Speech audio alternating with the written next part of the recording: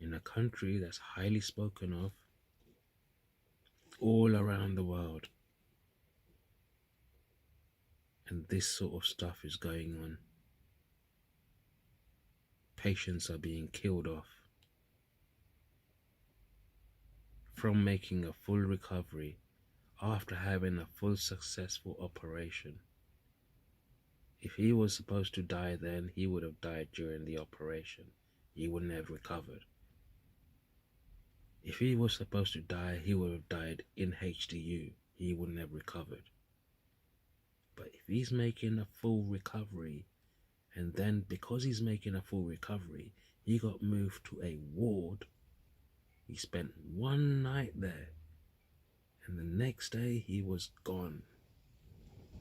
What happened in between that evening that I spoke with him to a few hours later, the next morning, when you're telling me we think it might have been a cardiac arrest, and we think it happened at the early hours of the morning? So that tells me he was on his own.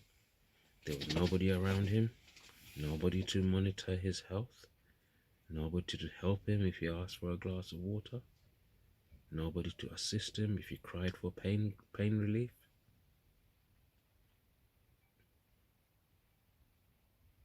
So I feel that he suffered and they killed him.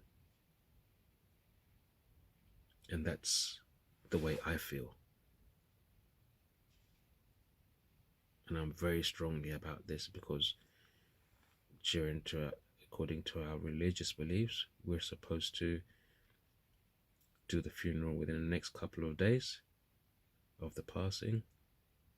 And the hospital knows this very well. And yet they've decided to launch a full investigation into finding out that if the operation was full successful and he was recovering in HDU, then what happened during that one night that he was in that Fairfield 1 ward at Croydon University Hospital? What happened during those hours that resulted in him passing away from making a complete full recovery? And since what they're trying to determine is what the cause of death was and what time he passed away, that is what they're trying to determine. And until that happens, we can't get a death certificate from them. So we can't do the funeral until we have Daddy back from the hospital. And they're telling us this investigation is going to take up to 7 to 10 days. So I'm being hopeful that we will get Daddy back soon, within that time frame, 7 to 10 days.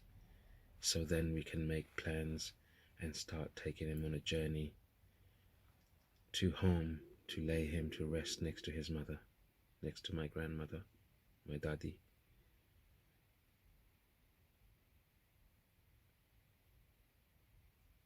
So this is just adding to our grief even more, that we can't let him rest in peace until